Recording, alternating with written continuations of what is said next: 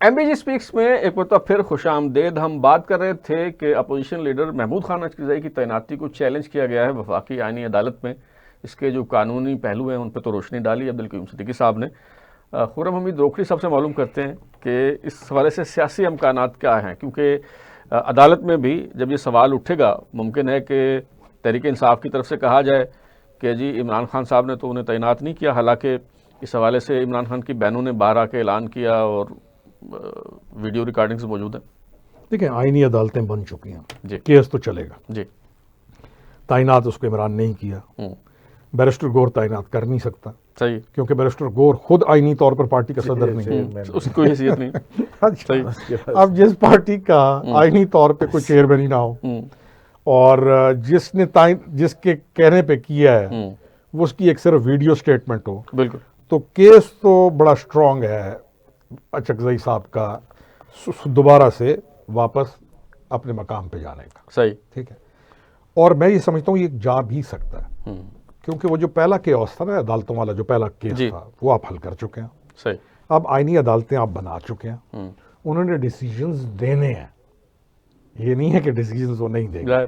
Akbar S Babar साहब का जो केस है ये बड़ा स्ट्रांग है जी, और मुझे लगता है जी कि महमूद खान अचकज़ई दोबारा हमारे पठानों में है, हम चादर ऐसे कहते हैं चादर ऐसे झाड़ो, मोढ़े पे रखो और जाओ, उठा लो पानदान अपना। पानदान चले, वो लखनऊ वालों को होगा, हमारे पास चादर उठाओ जाओ। अच्छा सिद्दीकी साहब, ये बताएं कि इमरान खान साहब की हमशीरा जो है उज़मा खान साहबा, उनके तवस्सुत से इमरान खान साहब ने एक दरख्वास्त दी है कि अब्दुल गफूर अंजुम साहब जो पटियाला जेल के सुप्रिटेंडेंट हैं उनके खिलाफ मुकदमा दर्ज किया जाए, क्योंकि उन्होंने कैद तन्हाई में रखा, जिसकी वजह से ये बेनाई जाती रही इमरान खान साहब की।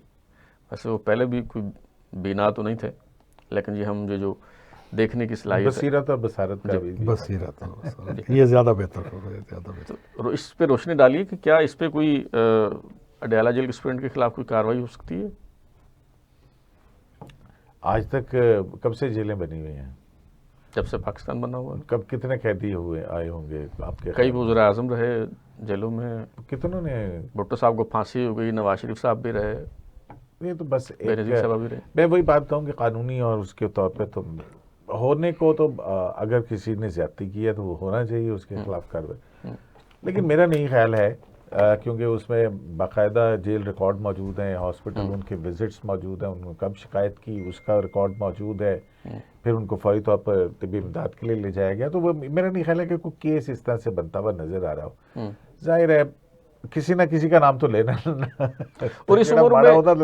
और इस उम्र में इस तरह के मसाइल हो जाया करते हैं। कोई 74 साल के, मतलब अभी कल सुप्रीम कोर्ट ऑफ पाकिस्तान ने 76 साल जो मुजरिम था दोहरे कत्ल का, उसकी उम्र कैद सिर्फ इस बुनियाद पे कीजिए 74 साल का हो गया। ये भी तो 74 का मेरा ख्याल एक और है सिद्दीकी साहब, ये जो इन्होंने दरखास्त दी है ना, हमारा जो जेल मैनुअल है ना, जो हमारा कानून है, उसमें ये दरखास्त नहीं दी जा सकती, उसके पूरा प्रोसीजर मौजूद है, सुप्रीटेंडेंट का कुछ भी ये कर ही नहीं सकते।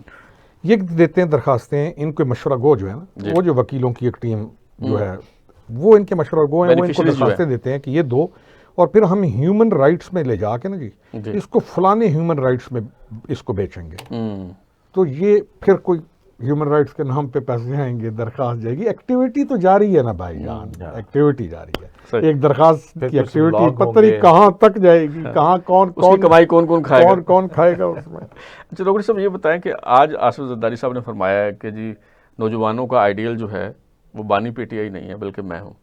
चलें, ये तो उनका बयान हम लाइटर नोट पे ले लेते हैं, लेकिन उनके लहजे में तलखी क्यों आती जा रही है? आसिफ अली जरदारी साहब का आइडियल बानी पीटीआई या नौजवानों को वो उनका अपना है। मैं ना आसिफ अली जरदारी को एक मामले में तो ग्रेड करता हूँ, सियासतदान हूँ जी। सियासतदान आप खड़े होते हैं किसी पार्टी के साथ, गुड और बैड की तरफ छोड़ दें, सही है, कम से कम यारी तो निभा जाता है। ये तो जंग है ना, जंग है ना, यारी निभा जाता है। बिल्कुल बिल्कुल। दूसरी चीज़ ये है कि तलखी वाकई अजब है, क्योंकि आसिफ अली जरदारी को मैं ये समझता हूँ कि वो अपने मिजाज के ऊपर इतना काबू पाने वाला आदमी है कि वो अपनी अंदर की कैफियत भापने नहीं देता किसी को, नहीं देगा। और ये वाली जो तलखी है इसके ये वाकई मैंने भी कुछ दोस्तों के साथ कहा, मैंने कहा सदर आसिफ अली जरदारी की तलखी के पीछे कुछ न कुछ चीज़ मौजूद होगी, अदरवाइज इस तरह का जेस्चर नहीं देता। I don't know. सिद्दीकी साहब, आज सुहेल बड़ाइश साहब ने भी कॉलम लिखा है, उसमें भी उन्होंने यही कहा है कि वो तो मेरे ख्याल में आज चले भी गए उधर। सुहेल बड़ाइश साहब तो इस वक्त गए हुए हैं, वो कहीं जहाज की आज लिस्ट आई हुई है, किधर गए वो? अच्छा, कोई किसी बाहर के मुल्क में, केड़ा है वो, मिलान गए। अच्छा, सही। अच्छा, मैंने कहा नकवी साहब और उधर। ओके। अच्छा सिद्दीकी साहब, बड़ाइश साहब ने दोस्ती जी, बड़ाइश साहब ने भी लिखा है कि जरदारी साहब जो हैं वो अपने अल्फाज का इंतखाब बहुत सोच समझ के करते हैं और खाम अपने अल्लाह करे जरदारी साहब सुहेल बड़ाइश के कॉलम से बच जाए। दुआ ये करें। अच्छा, सही है, बस हमारा ये है। चले, वो बचते हैं। सिद्दीकी साहब का ये सब्जेक्ट है, हमने तो ना कहना था कह नहीं। लेकिन क्या है जिसकी पर्दादारी है? क्यों आखिर उनके पास, वो खुद सदर हैं, कई आइनी ओहदे उनके पास हैं, पीपल्स पार्टी में उनकी हुकूमत है, आज़ाद कश्मीर में उनकी हुकूमत आ गई है, बलूचिस्तान में उनकी हुकूमत है। आप MQM को क्यों मना नहीं करते? अच्छा, कि वो क्यों ये मुतालबा कर रहे हैं कि वफाक के हवाले किया जाए कराची को? अच्छा, इसी मुतालबे पे सीख पाए और फिर आप उसके बाद NFC अवार्ड और फिर लेकिन दूसरी एडमिनिस्ट्रेटिवली सूबों की तकसीम आपने देखा, आप थोड़ा सा असल चीज है। तो वो पीपल्स पार्टी जो है वो तो आपको पता है कि पाकिस्तान पीपल्स पार्टी का ये बड़ा स्ट्रॉन्ग स्टांस है। लेकिन MQM क्यों ना कहे? अभी करारदाद पास की है उन्होंने कि जी ये सिंध की तकसीम के हवाले से तो बात समझ तो आ रही है ना, वही है, क्लियर वही है, मतलब साफ वाज़े तौर के ऊपर है कि सिंध के हवाले से MQM उन्हें चैलेंज कर रही है, सच्ची जो बात है। और MQM जो है वो फेडरल गवर्नमेंट के अंदर भी बैठी हुई है। अब मजे की बात यह है कि ये दोनों पीपल्स पार्टी भी आईनी ओहदे उनके पास हैं, तो हुकूमत में वो बैठे हुए हैं। और फिर मुस्तफा कमाल साहब और उनके हवाले से फिर गवर्नर साहब के भी बयान आपने सुना जी, आ गए, बिल्कुल आ गए। तो कराची जो बेस कैंप है सियासत में पाकिस्तान पीपल्स पार्टी का, उसके ऊपर अगर क्योंकि सवालात तो उठना शुरू हुए हैं गवर्नेंस के हवाले से, बहुत सारे सवाल उठे। वो अलग बात है कि उनकी इलेक्शन स्ट्रेटजी क्या होती है, वो किस किस्म के एहतियात बनाते हैं, वो सारा कुछ है, लेकिन एक बिटरनेस तो है। अच्छा, गवर्नर सिंध के हवाले से भी देखें, खैर वो तो मेरा ख्याल है यही वजह हो सकती है। एक और भी चीज है सर, और उसमें एक पुराना जो केस है ना, अर्बन रूरल मिक्स तो नहीं हो सका था आज तक।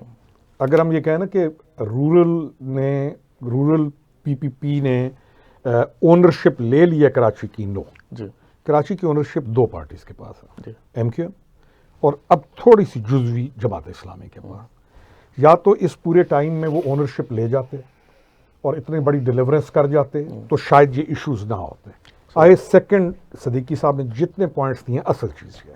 अच्छा, गवर्नर सिंध के हवाले से भी वो कह रहे हैं कि गवर्नर सिंध बदलें, लेकिन सवाल ये है हुजूर कि पंजाब में आपका गवर्नर है, खैबर पख्तूनख्वा में आपका गवर्नर है, सिंध में अगर आपकी हुकूमत है तो गवर्नर भी आपका ही हो।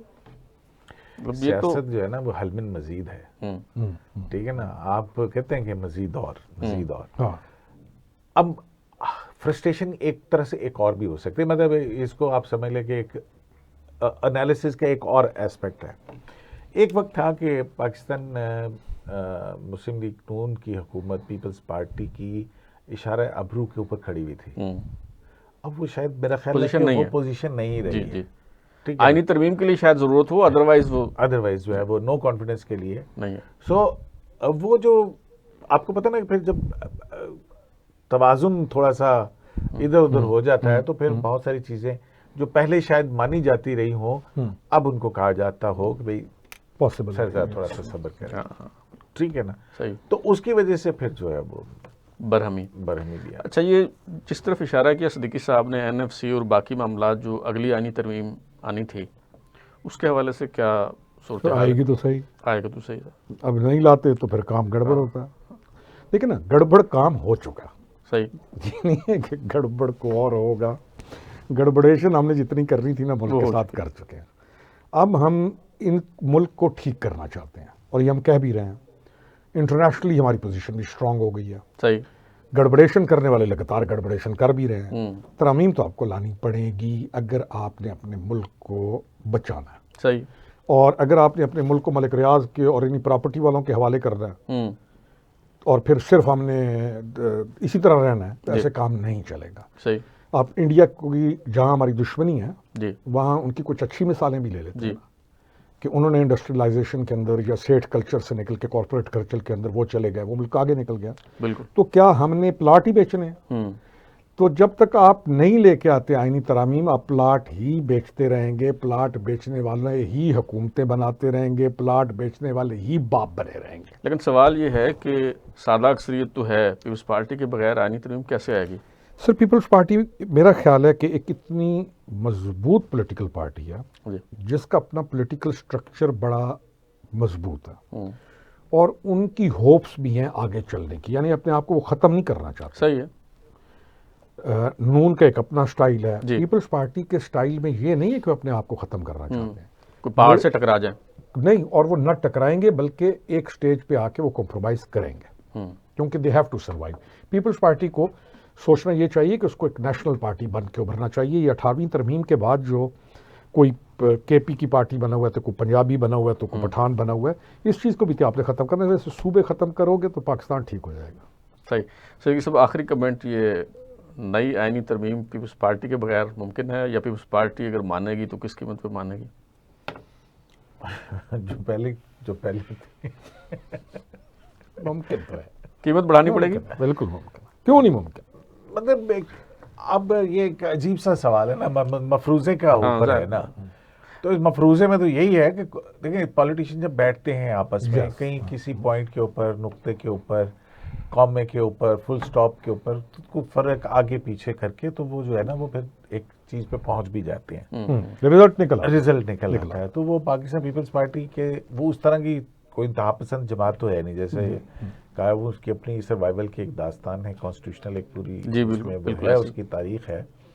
और फिर उसके साथ साथ जरदारी साहब उनके पास कोई ड्राइवर ऐसा है जो गाड़ी खाई में गिरा दे ना, ड्राइवर ऐसा है कि गाड़ी असल चीज़ है, ड्राइवर भी ठीक, क्योंकि वो तो अभी जरदारी साहब ने कहा था कि हम आगे जो है वो बिलावल भुट्टो को प्राइम मिनिस्टर बनता हुआ देखना चाहते हैं, तो वो सारी चीज़ें फिर इसके इर्द गिर्द ही घूमेंगी ना। सही। चलिए, बहुत शुक्रिया जी आपका, आपने गुफ्तगू सुनी खुर्रम हमीद रोकड़ी साहब की, अब्दुल करीम सिद्दीकी साहब की। हमारे शो का वक्त खत्म हो रहा है, अब तक के लिए इतना ही। बिलाल उरी को इजाज़त दीजिए, फिर मुलाकात होगी। अल्लाह हाफ़िज़। एक सवाल रहेगा मेरा,